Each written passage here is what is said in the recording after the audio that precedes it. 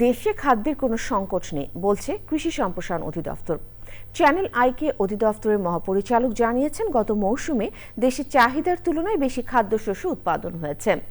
কৃষি বিভাগের তথ্য অনুযায়ী এবার শুধু ধানই উৎপাদন বাড়ছে 19 লাখ মেট্রিক টন। সবকিছু ঠিক থাকলে ভুট্টার ফলনও বাড়বে 5 থেকে 7 লাখ মেট্রিক টন। আলুর উৎপাদন সন্তোষজনক বলছে কৃষি বিভাগ। পরাগাজেমের রিপোর্ট। নির্বাচনের আগে দেশের কয়েকটি জেলার 1.5 কোটির বেশি মানুষ খাদ্য সংকটে পড়তে পারে বলে 2 মাস আগের একটি গবেষণায় আভাস দেওয়া হয়েছিল। গবেষণায় জড়িত ছিল সরকারের খাদ্য পরিকল্পনা ও পরিধারণ ইউনিট, ইউনিসেফ এবং বিশ্ব খাদ্য সংস্থা। খাদ্য সংকটের ঝুঁকির প্রধান কারণ হিসেবে বলা হয়েছিল দ্রব্যমূল্যের ঊর্ধ্বগতি ও রাজনৈতিক অস্থিরতা। তবে কৃষি সম্প্রসারণ অধিদপ্তর বলছে, এখন পর্যন্ত খাদ্য সংকটের কোনো লক্ষণ নেই। আমাদের দেশে এখন খাদ্য উৎপাদন শর্ট নাই, যথেষ্ট খাদ্য আছে।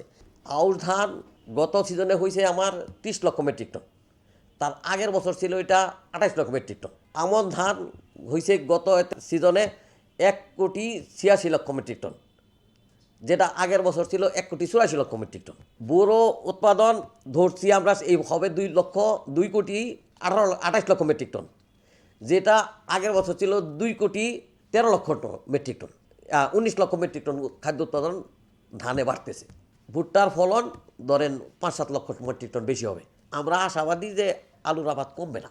অনেক মানুষের ক্রয় ক্ষমতা কমে যাওয়ায় তাদের ভর্তুকি মূল্যে নিত্যপণ্য সরবরাহের পরামর্শ দিয়েছেন তিনি। যদি বইলা থাকে সেটা ওটা হলো অর্থনৈতিক সংকট।